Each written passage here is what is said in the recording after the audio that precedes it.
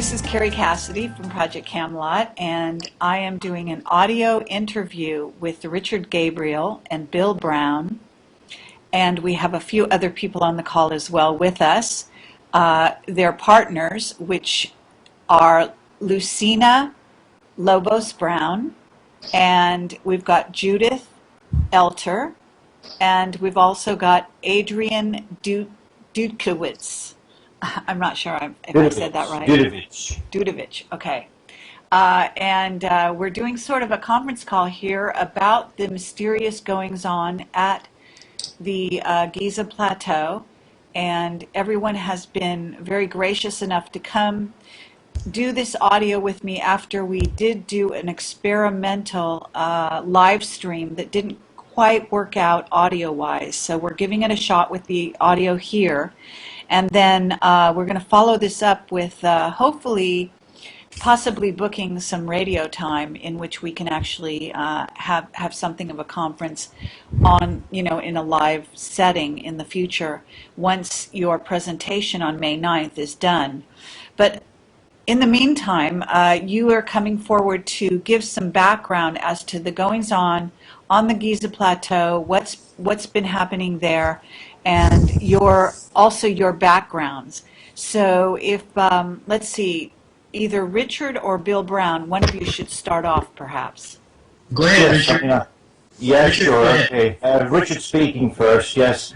Yes, we spoke yesterday, Kerry, and I'm more than happy to cover a little bit of the ground to give a very brief summary of where we got to with this.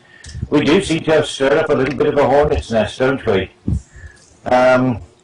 There we were, going along merrily on our way, working below the radar, doing our research, establishing the fact that there is more to be found and discovered below the Giza Plateau.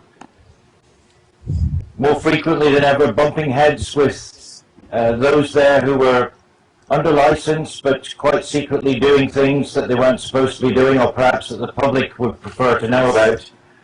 And then everything blew up. Our schedule was thrown to one side because we were contacted, or Bill was contacted with some film that was taken at night, a few nights ago under the full moon, where there was a heck of a lot of activity going on under cover of darkness on the plateau and the area between the kiosks where people go in there and the area in front of and below the Sphinx, which has been an open excavation for a year or so now under SCA license. And there were heavy loaders there, sort of high loaders, JCB type machines with forks on the front, and they were lifting, this is what was reported to us, they were lifting items which were identified as looking like chests, sarcophagi, statues and other things. They were loading them onto heavy transporters, possibly even military trucks. And this was filmed with just equipment that was being held by the hands. There were witnesses there as it was being filmed. And the film was promptly passed to us because we are with a large company of friends all over the plateau, and I have to say on both sides of the fence, if I could put it that way, who are very eager for the public to know exactly what's going on there. But when we received this film, we took a look at it, and we realized that the film was very grainy, it was very dark, it wasn't really Hollywood quality, but there was sufficient recorded on the film to show that there was something going on at night there that was questionable at the very least. Also, the film recorded exactly where it was taken. It recorded who was taking it. That was very dangerous. It meant that the film couldn't be shown for those reasons anyway, because it would have brought harm to the person who took it. The film was very grainy, as I say, although in places it did show some things. So we thought, well, the quality anyway isn't all that good, so we can't really put it out. But we took a couple of still frames from it, and we put these on our website, which I'll mention now and perhaps get a chance later again to mention. The main website's richardgabriel.info with the gizamap.com embedded within it, a separate animated interactive website that's bolted to it. But we put these two stills on there enhanced that showed the forklifts lifting things which can quite clearly be made out in those photographs. And next morning we were contacted with frantic phone calls, or Bill was contacted initially, and Richard, let me talk about that, okay? yeah, I think it's probably best. First hand from Bill. This is Bill. When we put the first two pictures on Richard's Gabriel's website, I immediately sent those two pictures to Dr. Hawas's website, asking, please, could you explain to me what is going on? It doesn't look very, it looks like something's going on, and people are asking questions. The next morning, I received a very important email from a very high source that I work with, and they indicated that whoever took the film was in extreme danger, and that the only way that we could possibly even help that person is to get it out publicly. And although we weren't quite ready to release what we couldn't release everything because of who took it and the witnesses. The witness that was there was extremely 100% very close to me, and I knew that he wasn't making anything up. So when we released that, it was a little bit premature, but we did it for his own safety. What was added to that was, although we couldn't guarantee what was going on that night, at 10 o'clock that morning, a huge underground blast occurred in the same location that they had filmed the night before. It shook the buildings in the area, and the people that were right there were eyewitnesses, which we can talk about who they were later. And they all were saying it was a very interesting coincidence. Okay, go ahead, Richard. Okay then. Well, of course, since then, since these things have gone live, with the explanation and the the reasons for us putting them on there, that they weren't there to titillate the public, they were for the safety of the man in question. I believe Bill will also confirm that elsewhere in Egypt and another town, another friend also had a similar threat, and there was a third person also had a threat made against them in the same fashion. So we knew. And what you're saying here was that more than one person perhaps filmed what went on? No, these are separated. Okay, Richard, I'll answer that. One person was filming it, and what I can say is that he was assisted by others, and others were with him. He did, can say that he did dress up in a uniform that would allow him to get past certain people, so that he could get closer look at what was going on. And so, because it was so dark, well, that's we really have the eyewitnesses that actually could see what was being taken, although it wasn't showing up in the film. Okay. So it was a collaboration with the eyewitness. Yeah, thank you. That's a very interesting detail. It's beginning to sound like a movie script. But no, that's just because, I have a background in Hollywood, so I'm easily swayed by stories like this. But at any rate, what I wanted to say is that what you guys did also was you sort of you did some things to the film itself in order to make sure that it would not reveal the angle and therefore the house or the home or the place from which the film was taken. Isn't that right? Yeah, this is Bill. That's correct. From the location that it was taken, it would reveal the source, so we wanted to protect that. But during the day, we have a recording of the exact spot of how it looks like in the daytime. We have an exact recording of what it looks like at dusk, and then we have the exact same location, what it looks like at night. We do have some people with high technology capability right now analyzing that and taking the darkness out. I'm meeting with the people next week, happen to be in Washington, D.C., and we're going to try and get that information released once we know that the person is safe and sound that did the original. I would like to mention two things, Bill, that will add in on this. I noticed in the multitude of posts that have been flying about the various sites. One criticism that's come out is that the sound on it suggested that it was an independent piece of sound that had been stitched to the video. And I have to say that to filter the sound, I know Adrian jumped through hoops backwards to try and do his best in a short space of time with that. And he had the difficult task of trying to retain the background sounds of these guys moving about and talking, but trying to filter out the person who was taking the film and other people who were witnesses with him, so that their voices wouldn't be picked up to be identified. So sure, you know, if the sound sounded chopped about, it was synchronized as best possible to the original, but it was part of the original track, and of course the original movie shows that. And the other thing is, Bill, I want to pull you in on something, Bill. Perhaps you could mention about the cars. Right, okay, thank you. This is Bill. What I was going to say is, we do have the section that was edited out that would show positively 100% the exact location, that there were other cars in parking lots, in the buildings in the front. And again, my understanding is I'm hoping that by this Sunday, I know where the person will be that in safe hands, that here in Chicago on Sunday, that information is going live and it will be on the website on Monday. It will confirm exactly what the location is, as well as the sounds and everything, minus the person's voice. That's all. Okay, I was just wanted to put a word in here to really urge you to be particularly careful, regardless of how careful you think you're being. I'm afraid that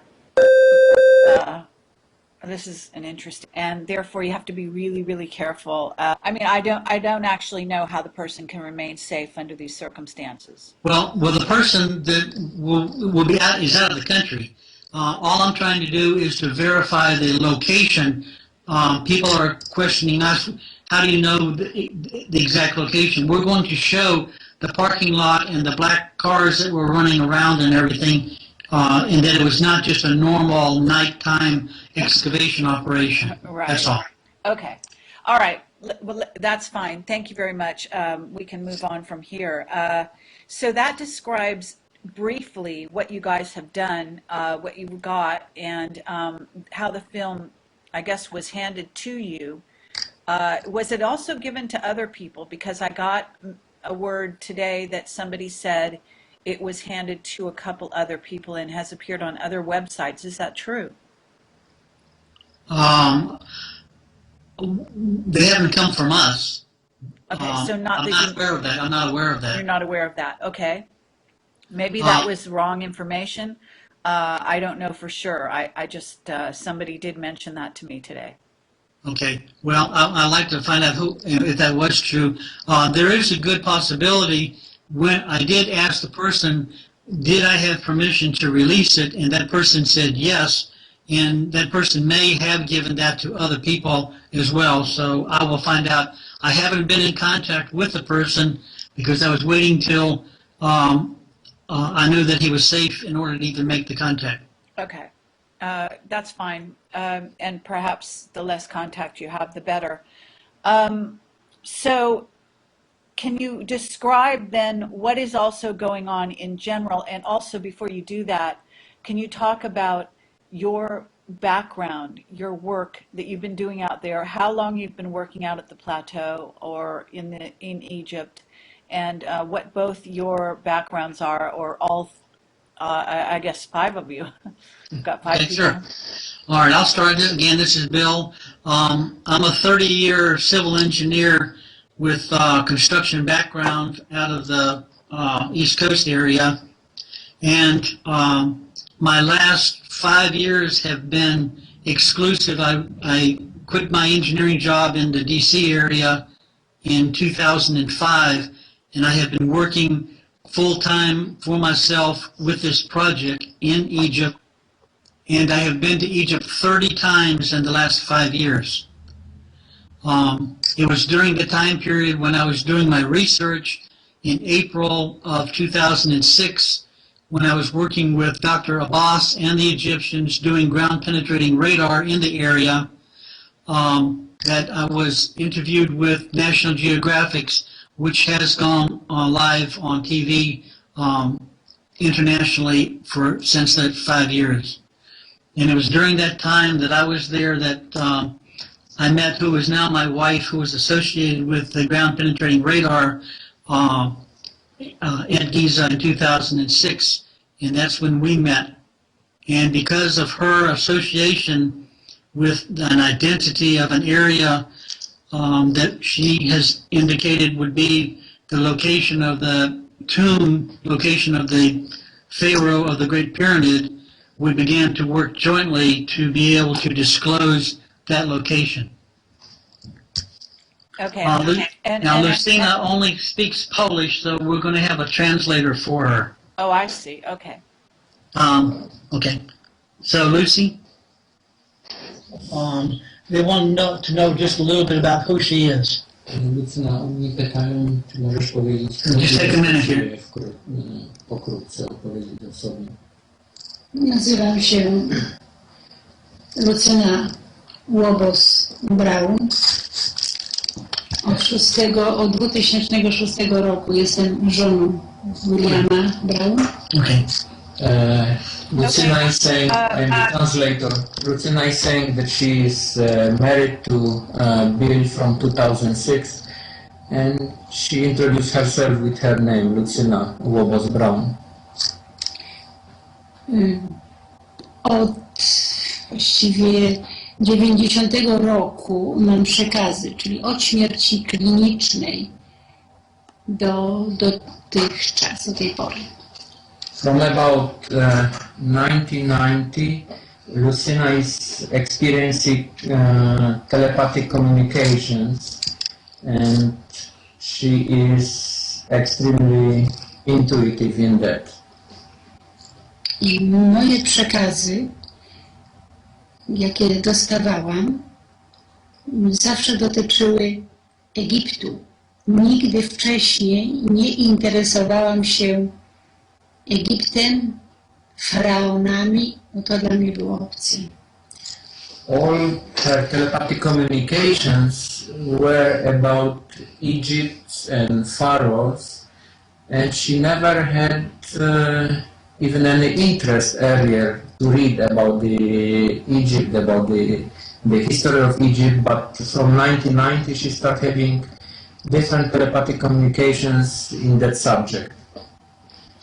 W 2000 roku te przekazy telepatyczne zaczęły się nasilać i zawsze dotyczyły Egiptu i zaczęło się to tak nawet precyzować i skupiać na budowniczym piramidy. Ciągle słyszałam, podamy informacje, podamy lokalizację, gdzie się znajduje budowniczy piramidy. From about 2000, the telepathic communications intensify, and obviously they were about Egypt, but mainly now they were about the builder of Great Pyramid, about the Cheops. And then she was getting the communication that later on they will reveal to her the site where is he buried. Hello, over there? Okay. Okay, all right. Okay. Let me ask you, Lucina, if you are part of the Polish group that was going into the labyrinth. The name of the organization was in Polish Dar Światowida. So, but they are very loosely associated, both of them right now, with the organization. Mainly they are spending their own money, and they are not, and Lucina is not taking any salary from the Yes, organization. no, I understand that. I just wanted to, because this is what you call documenting Yes. the record. So when we ask for proper names of organizations and things like that, that's all Okay. we're doing. We're allowing researchers to Okay. find out whether or not such a group existed, whether or not you actually worked for them back in 2006 or whenever it was, and so on and so forth. Yes. So, Well, so yeah. we're Well, not. yeah. I'm not questioning you. I believe whatever you say. I'm just documenting this for the record here because we will have researchers that want to listen to this, and we want to make sure that they understand that what you say can be investigated. Right. Okay. We would like to add to that we were working directly, really, with the University of Warsaw in Poland, who had the contract. Okay, So that's right. they were the And one who was doing the work, not us. I understand. And did you happen to meet Patrick Gerald when you were there? Yes, I know Patrick. I've met him several times. Yes. Okay, just curious because we interviewed him, and he talked about the labyrinth. So that's Right. why I was curious because there will be a through line for people to investigate about that. Okay. Okay, so that's Lucina, and that's very interesting information, Lucina, and we will definitely want to come back to you and talk maybe more about that. Can we move on to Richard Gabriel and Judith Elter? Yes, she was, and I am. I was a independent consultant working on that project for 2 years, and she was also working with me, assisting me and the group into understanding where to do ground penetrating radar tests. Okay, and this Polish group, what is their official name? Yes, of course. Are you hearing me first of all right now? I am, yes. Yes, I Yes, hear okay. you. Okay, good, fine. Yes, by all means. Well, my background's perhaps a little bit more mundane, or the both of us, and we call ourselves just simple messengers. We just followed a personal calling. We both come from sort of extraordinary backgrounds in that we both followed pathways that have been peppered since earliest memories with what I call supernormal experiences, out-of-body experiences, and strange leanings in certain direction towards Egypt, always being pulled towards Egypt. I used the metaphor when we were speaking before, Kerry. I think it's fairly accurate, very much like Dreyfus in the film Close Encounters, where he had the calling with all those people to the Table Mountain. Well, it's very much the same as that, drawn to Egypt. And many years ago now, well, say many years, 10 years or more ago now, when Judith and I met, we found that we were for each other twin flames. That it's a story all on its own, to be perfectly honest, which really would detract from what we're saying here tonight. But I would say that from that point on, we found that when we were together in Egypt, even more strange things would happen. We found that we could move about below the radar, quietly pursuing our calling to find out exactly what it was we were supposed to be doing there. Almost invisible. We found we didn't violate anything. We had no wish to violate anything, simply to learn, understand, and find our purpose. And we found that we were taken, shown into places that people shouldn't really be shown into. We found people appear to us. I remember one very tall guy appearing to us on one visit, well over 6 foot. He looked like a Bedouin, but he was very, very tall in a brown galabea.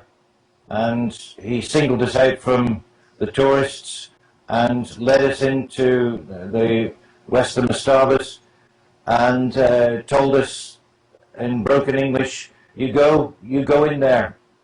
Nobody bother you. And we didn't. Nobody did. We spent half a day in there.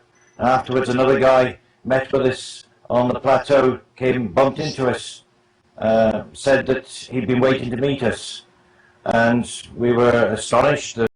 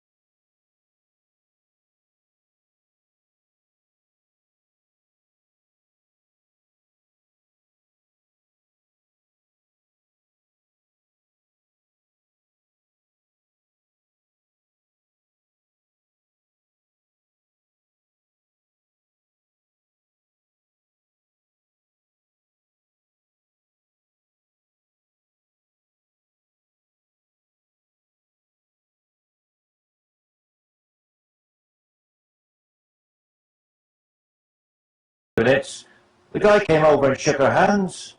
And he said, go, everything okay, go, go, go. So that was it. We wandered off again in tow to our guide, whoever he was.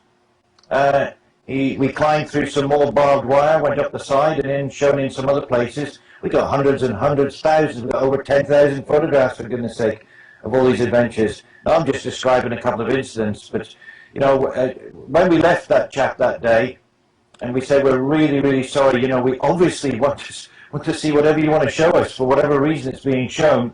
And he said, look, he shook our hands, he looked closely, he didn't want anything from us at all, like the other guy didn't want anything from us at all.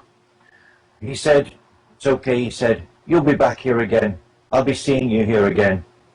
And he went off, shaking our hands warmly, and we went on our way. Those were just a couple of instances, but that's the flavour of the thing that's happened to us for years of our going back over there, seeking a destiny, if you like. I mean, in the Great Pyramids, I found this peculiar ability to intone a certain sound. That was always a party trick when I was a youngster. Go into a building with tiles and so on, I could hit a particular vibrational note that seemed to set everything off in a very loud harmonic resonance.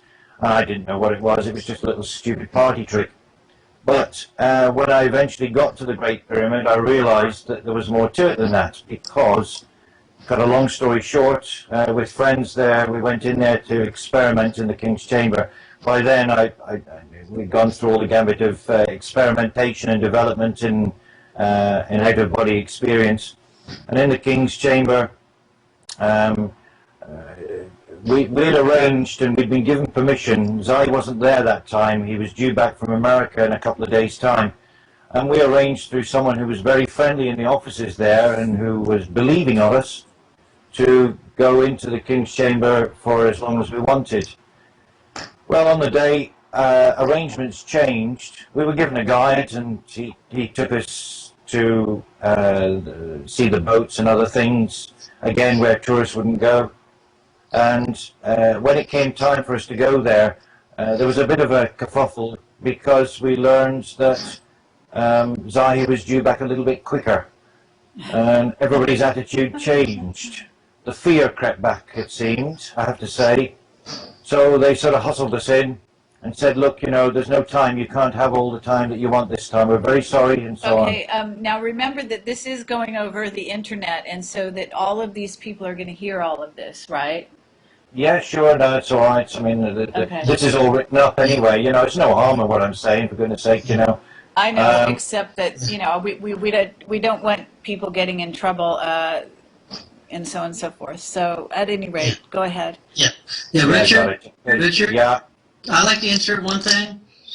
sure, go ahead. Please understand that all of these places that Richard and Judith went to ended up being the exact pinpoint locations that later identified the information that we're now releasing to the people.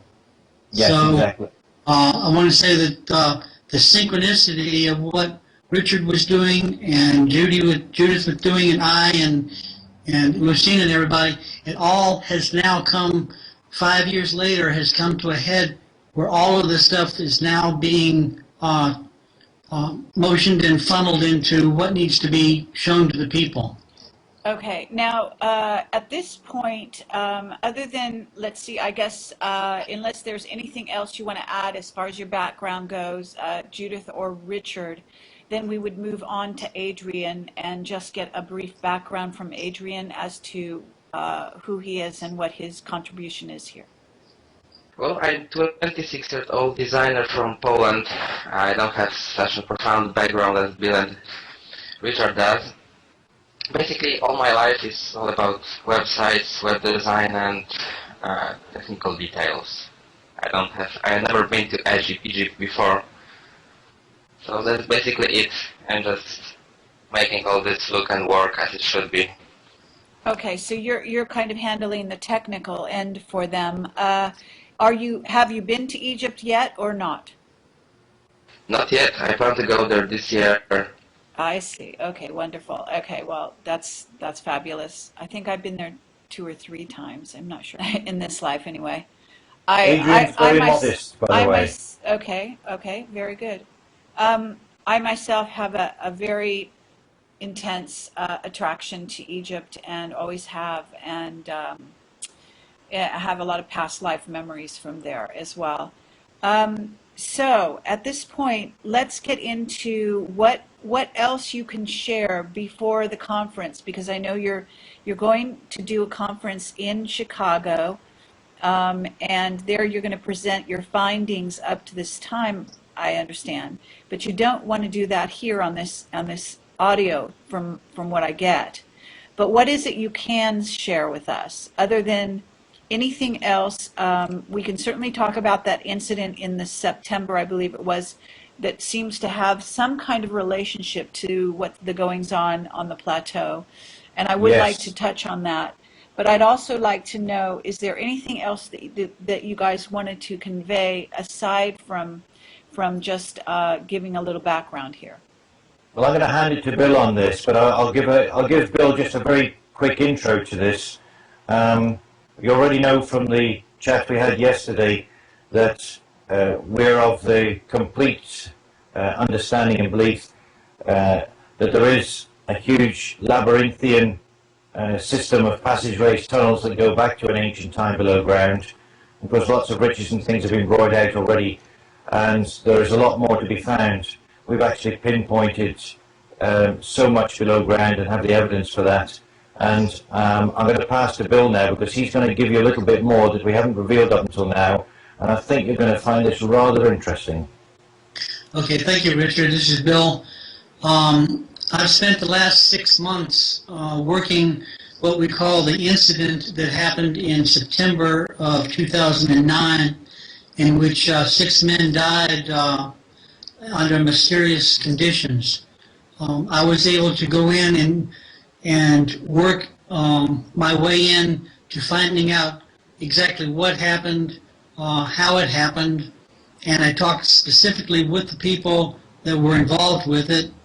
One of the things that is going to be going live is that we are now putting a professional production that will come out after the presentation on Sunday, that will reveal basically exactly what did happen and how it happened.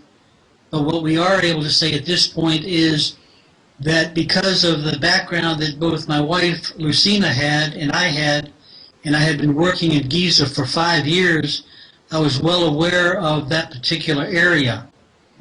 In the 5 months we were there, we were able to go in and do secretly, as that nobody knew we were doing it, and we can say that on the air, that we were looking at purchasing a property, and we wanted to understand if the building was solid enough to be able to build on, and we were able to do some ground-penetrating radar, and that radar ended up revealing a lot that was underground in the area. Because of the information that we do now have, we have been able to verify that the information that many people have come forward to talk about, especially, for example, the Edgar Casey readings, where I was taking a lot of my information on about the underground location of the burial tomb of the builder, or the Pharaoh Khufu of the Great Pyramid. We are releasing now detailed information, ground-penetrating radar, to verify that that tomb is in the area. I have been underground in some of the areas and seen and eyewitness things, and we're going to talk about that on Sunday. And we also have ground-penetrating radar that we will show under the highest technology that we have, large amounts of underground treasures of gold and statues. Everything that has been verified is going to be shown on Sunday.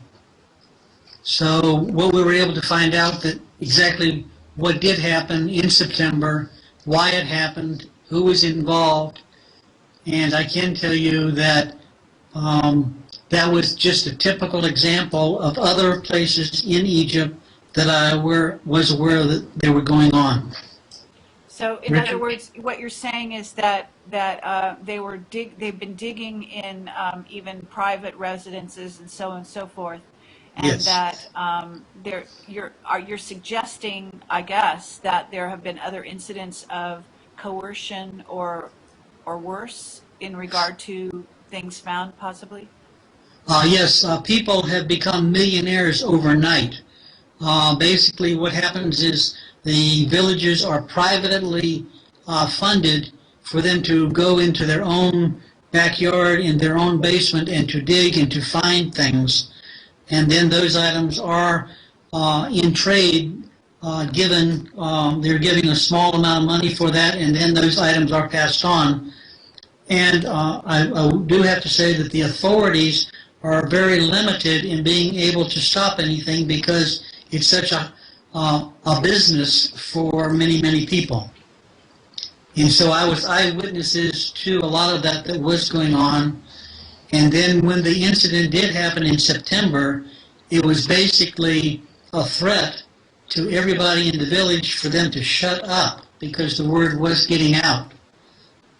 Okay, and in that incident, just to reiterate the brief information that we do know, if I understand it, there were 6 people that were buried alive, basically, Yeah, in an that's right. underground trench that they had dug beneath No, their no, not a house. trench. No, no, no, no. The house that we stayed in there, very briefly to recap the circumstances, the house that we stayed in there, Kerry, right next to that is where the shaft was dug. I mean, essentially, and Bill will confirm this himself in just a moment, as a result of some material that was absconded from Bill, that pinpointed that area as being interesting for persons unknown.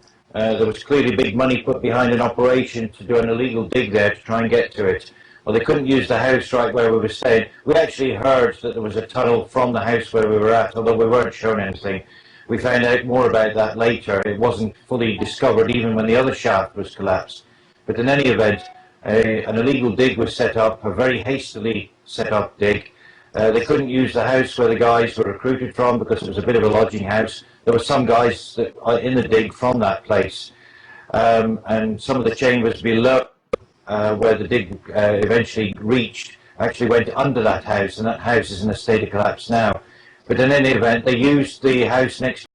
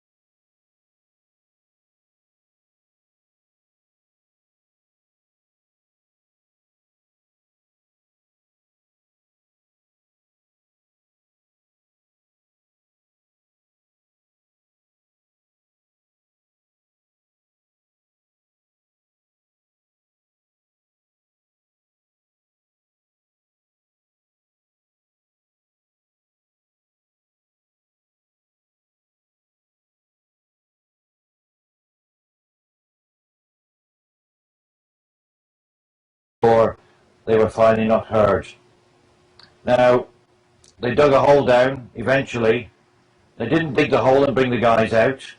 The witnesses reported to us that they started pulling out goods, exquisite sarcophagi and statues in gold and all sorts of things, reported to us. Now, okay, there's controversy about what they did or didn't bring out of there, but I can tell you this, that when we were on the site there, the guy who we trusted there said it was describing intimately exactly how the things were handled as they were brought up out of this shaft, how difficult it was to get them up out of the shaft and into the vehicles. They brought an ambulance and they loaded things into the ambulance so that it would be disguised. The sarcophagus, he described hands-on how it was lifted. He said, look, look, look, he said, and he took us to the ground and he rummaged about on the ground and showed us some tiles, some of these strange ceramic-looking tiles, little mosaic things. He said that they were on the sarcophagus and got knocked off as it was brought up. And we got 1 or 2 samples and they're being tested. And he said that the children were really distressed because they didn't start bringing the bodies out until they got all this stuff out. And when they started bringing the bodies out, the reports were that there was a horrendous stench came from the pit and the chambers below. And the other thing was, someone, a religious person of some kind, was brought in to conduct a ceremony to sort of appease any violation that might have taken place spiritually, and that there was a goat sacrifice made, was to let blood go down over it in blessing. But it was reported to us by more than one person that down there it was awash with blood, unexplainable completely. And the comment that was made to us by a villager that the amount of blood that was down there, it would have had to have been a donkey with its throat cut to have produced that amount of blood. Totally unexplained. I'm just reporting what was told to us. Yeah, Richard, I'd like to elaborate on that a little bit. When I was working with the Egyptian officials working directly with the Supreme SCA authority, they did give me all the pictures that they took down inside the 2 chambers where the bodies were found, and all those pictures had been posted on our website, and that there was extreme amounts of blood, many things covered with plastic bags, and everything completely filled inside, actually dirt and sand actually brought in to cover what was there. So we have released those pictures to show exactly what it did look like inside. There was one other little twist that I can add to it. Again, reported. I have to say it's not our words, we're simply reporting on what we were told. We were told by more than one villager that the scenario ran like this, that men in plain clothes, whom they believed to be police, came to the site in the dead of night.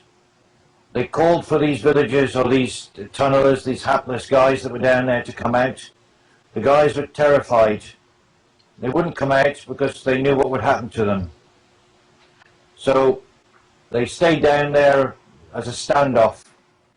And because they wouldn't come out, explosives were dropped down the shaft to blast them and bury them in there. Okay, Richard, Richard, can I add to that? That one of the things that we have found that's noted was that because that explosion did occur in September, and we were aware of that fact, when we heard that explosion again at the other site in front of the Sphinx, of where we had taken the pictures the night before, it seemed to be the same thing, and we were a little bit concerned that the fact that the explosion might have been used to either get into something that they were attempting to get into, or an explosion to cover up anything that might have happened. So, that had happened on several other illegal excavations, and it seemed to be a pattern. Okay. So that was one of the things that alerted us. That's very There's one other thing I can add to it, actually. There's one other tiny little twist I've remembered now. And that is that the site was left open as it was for weeks into months, just as it was. People could come and go, photograph and so on. They did have a staging area up above on the other side of the wall, and they did have a spotlight up there that came on at night time, and they put guards on the wall to walk backwards and forwards to keep an eye on who was down there. But eventually, I think because there were a lot of people talking about it out on the web and so on, they tidied the area up out of sorts. They sort of very, very roughly backfilled to the holes. You'll see all the pictures of this on the site. I've got them all on the website, pages and pages of them, all the pictures and the whole story. But in any event, what they eventually did, and at our last understanding, they got some of these sort of rough, rusty railings, like from a farmyard somewhere, and stuck it around to sort of as a rough quarantine of the area. But our confidant there, our main confidant there, when we were last there, just walking past, excitedly, he said, "It's true." He said, "It's true." When they brought them out, he said, he told us this right after the event. He said, the clothes that they brought up there, he said, they buried them under the topsoil on top of the ground outside, just to disguise the fact that they were all covered in blood. And I couldn't help but notice when we were there, as they'd been backfilling, they'd raked a lot of ground over. I've actually got the photographs of it, and you can see all the clothing sticking out of the ground. Presumably, according to their allegations, that is the clothing belonging to the dead men. Incredible. So they let the public go in the site after they cleaned it out? No, good God, no. No. That area, believe me, you don't go in there easily, not before. Oh, okay. It's simply because, as I say, we've got this sort of invisibility thing. I do want to say one thing. The shaft was accessible, but it was guarded by the police. When the people in SCA had given me copies of the inside the tomb, the measurements, sketches of everything, Richard did go in and he climbed down that shaft and he took pictures and then came back out of the shaft, but only at the bottom, and they were different than what the pictures that had been given to me. I did interview people who had been inside. I have detailed video camera recordings of who was inside, what was taken, and I can tell you what was shown in the movies was nothing compared to what was taken, and they gave me a list of the large amounts of gold and gold beds and everything that was taken, and it took a long time to take that stuff out. Okay, go ahead, Richard. Yes, and all that time, of course, the bodies were waiting to be recovered. Yeah. One of the things I do want to say, though, is if you look at the couple of the pictures that are on the website, in one particular place there are 2 drill holes in the stone. And the person who had literally been down inside there said that they could see through those 2 holes, and they could see that there was a large open cavity on the opposite side of the concrete wall, and that was their original attempt, was to actually break through that wall when the operation was stopped. And that area that they were looking into is a part of all the ground-penetrating radar tests that we actually did in 2006. And we do have ground-penetrating radars that actually show what's underground in that entire area. And that's why those people, why that operation was stopped. And I have asked through official channels to see if we could open that area because we know exactly what's there. And that's the real purpose of why we're making this disclosure available publicly now, to try and get the public to please urge the Egyptians to make this an official excavation project so that the world can actually see what is actually there. Go ahead. Perhaps, Bill, you could elaborate from this point as a good starting point on the implications that we know for the extended area there and perhaps the extra bit of information that we wish to give on that. Okay. When we were able to have our ground-penetrating radar tests that I did myself, I was there to have it done. We also went back and had them done a second time to verify, to make sure that there is an incredible large underground tunnel network throughout that whole area. We have confirmation that in 1994, those tunnels were found directly in front of the Sphinx area where they're now excavating. Those tunnels do connect. We have the GPR to show that they do connect, and that is the same area in which the explosion took place on April the 28th at 10 o'clock in the morning. So everything was tying everything to itself. Bill, could you repeat that, please? I particularly wish you to repeat that, please, for all those people who've been writing on the websites and so on and saying that, no, this is just guys doing something at night time because it's a little more comfortable than the daytime. Could you just repeat what I know and what we both know? We have the results about what we know. We have the proof, the results, the GPR scans that show and repeat what you've just said. Okay, we are releasing on Sunday movies and films, ground penetrating radar, and engineering drawings. I have satellite images. I have GPS coordinates accurate to 8 decimal point. I can tell you right now that that area is entirely being reviewed by satellites now, and that entire area will be a major excavation in the near future. Okay. All of this is going to be released on May the 9th here in Chicago.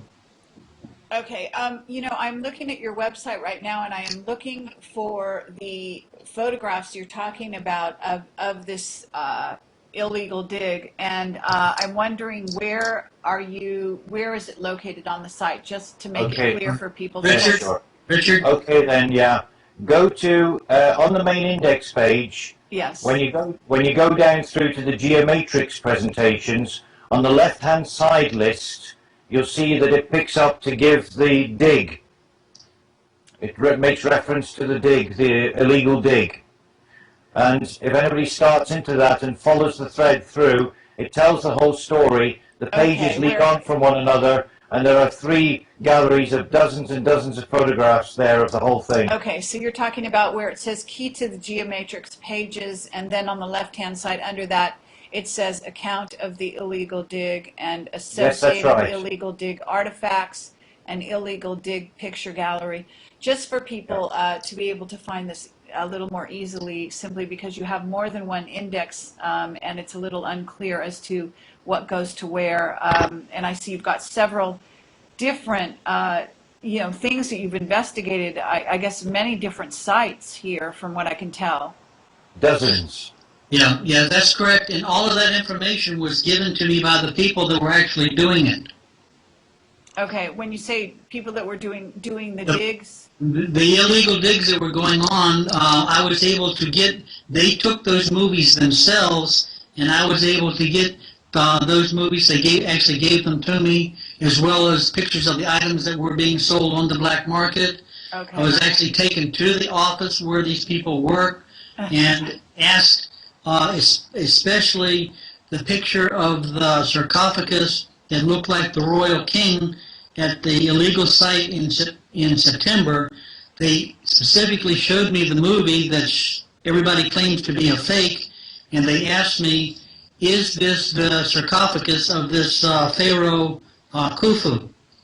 And at that time, there had been a $5 million price tag put on it, but they were holding out for $10 million, and I just said, based on the information that I already knew, that it was not, that it was a high priest associated with Khufu, and that there are many more of those buried in that same area. When that happened, they lost that sale, but I did understand that the sale did go through at $5 million. So these items that you're seeing on the site is real evidence of things that are ongoing in Egypt, all over Egypt. And this is what we're trying to get out to the public. And the biggest reason why we're talking about it is because Richard has now gone on the website to show the Cave of the Bats, and now that has been steel barred, and we don't want all of those items that are in that area to be removed, and Richard has the pictures of them. Yes, they're up on site, Carrie. I have to say to you, if I could be allowed just to mention it, Yes. we're extremely worried about that site because the photographs that I took in there are very detailed, and I can say firsthand now that those caverns, they are absolutely stocked full to the brim with artifacts. Isn't that incredible? Okay. Let me tell you this, and I'm going to go on record now to say it, the walls in places are covered with very ancient wall paintings. Wow. That cave is an absolute, it's a treasure, it's an Egyptian treasure, it's a world treasure. It is absolutely filled to the brim with artifacts and things that need to be catalogued and taken out carefully. And why not report it as it's done? And incidentally, Okay. And this is down called below- the cave of the bats, is what you call well, it? it's called, Andrew Collins, who, shall we say, in fairness, rediscovered the cave.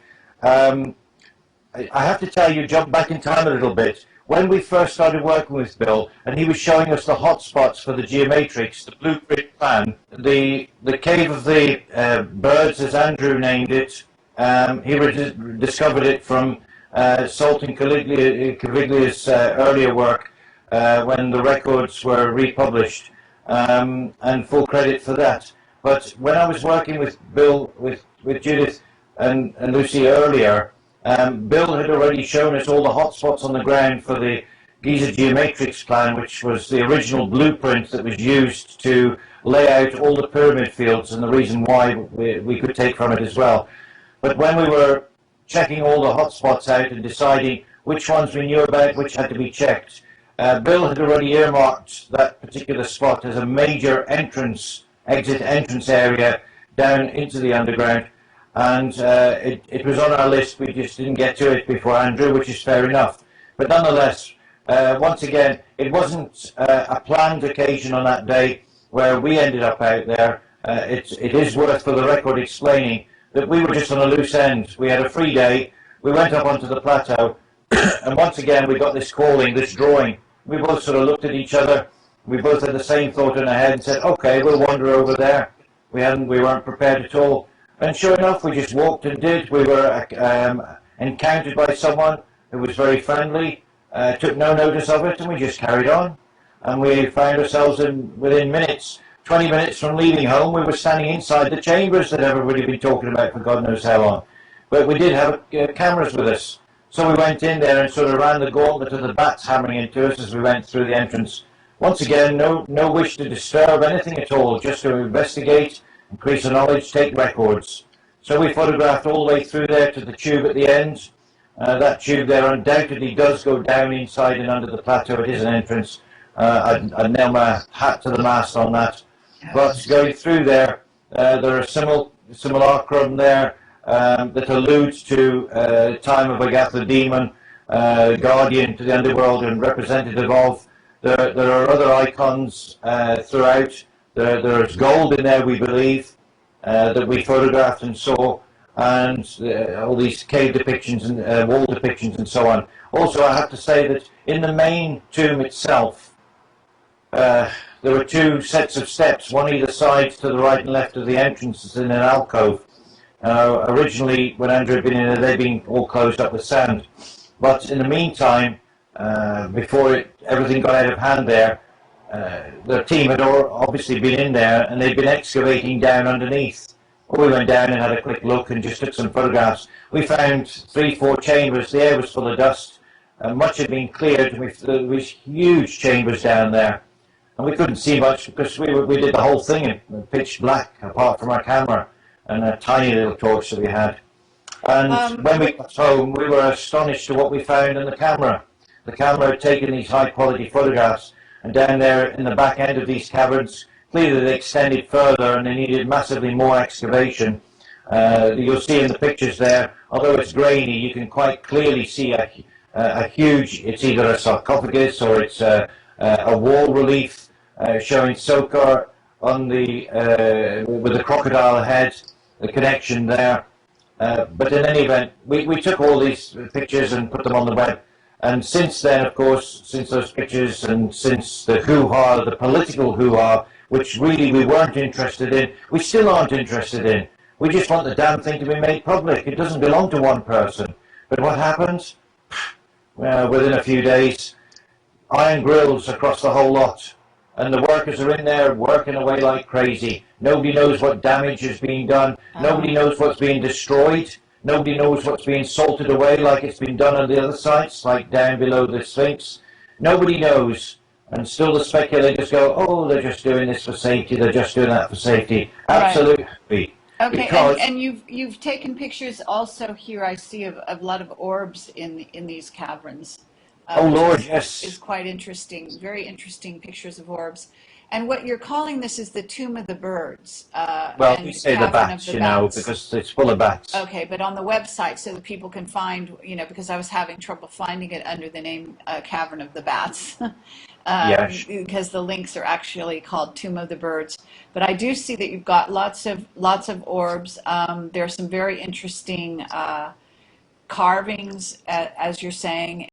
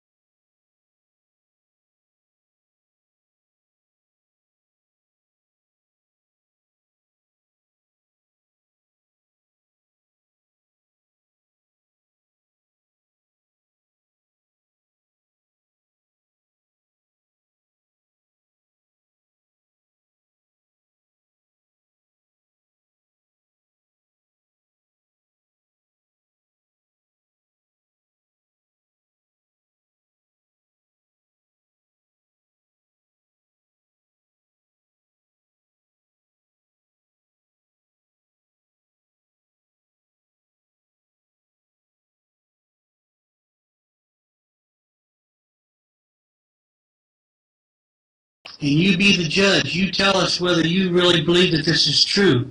We are now opening up and showing that the drawings that we've been using and come up with has now been verified and actually shown in Dr. Hawass's one of his own books that actually shows this entire royal palace area is there, and that is it really the tomb of the pharaoh that's never been found before. So we're going to present that evidence on Sunday and talk about who Khufu is and why it's important that we find him right now. Okay, well that sounds fascinating. Is there anybody else that wants to, say anything else while we've just got you right here for the moment? I would just say, Kerry, that that area of the village, perhaps one good thing that will come out of this. Now, people have jumped to early wrong conclusions and criticised in a minority, but the minority are always loud regarding the film and things that we've shown so far. But I would say now, from this point forward, that area of the village, that whole area of the plateau, I hope that everybody, every eye that could possibly be is focused on that area so that it isn't just one person catching something so that they can't even blink without somebody sees and reports it. That's what we want. We want the publicity focused on there so that if there's anything going on, if they've got nothing to hide, then there's no problem, is there? Exactly. Okay, well, this is fascinating, and we would also love to hear more from Lucina, so perhaps she can talk to us a bit more about her, what she's gotten, what she's seen when after you do your presentation. So why don't we reconvene, I guess, sometime next week? Okay, that sounds good. We have been requested to be in Washington area, working with some very high-level people, assisting us and looking at all of the evidence that we have. And those people have indicated that they will take the necessary steps and controls to see that what is going to happen in the future, the public will know. So we'll be back next Thursday night. Okay. So it has to be after that. We can link up at night. I'll be in contact with Richard. I know that we're probably Monday, Tuesday, Wednesday night. We're probably out, so it may have to be after that. Okay, well, let's stay in touch, and we can Yeah. settle on a time and a day. Yeah, or and you- Lucy definitely has a lot to be able to share with everybody. Thank you. Okay, wonderful. Well, thank you all. This has been fascinating. Please do sort of be careful, even with the so-called officials that you're working with on this situation, simply because I can assure you that if there's anything that they want control of over, they will manage to get that from you. So, but good luck with everything, and I hope to hear from you again after you do your presentation. Thank you very much. All right, Thank and you very let's much, yes. let's all give our websites here. This is Carrie Cassidy from Project Camelot, and our website is projectcamelot.org or projectcamelotportal.com, and I encourage you to take a look at everything we've got on the site. Richard and Bill, why don't you go ahead and give your site names Okay. and explain whatever else you need. Sure, yes. Well, anybody who wants to come see, both sites are actually bolted together. They can be reached independently. I'll give you the two addresses, and you can choose either way. It's richardgabriel.info, and just as it sounds in lowercase, richardgabriel.info, and the gizamap.com. One will lead to the other will lead to the first, and you can gain entry either way. Okay, we'll welcome you there. Okay, thank you all. It's been great talking with you, and this is very, very fascinating. Okay, good night. And many Thank you. thanks for the time, yes. No Appreciate problem. it very much, Gary. Okay, thank you. Bye-bye. Bye-bye. Okay, bye for now. Thank you.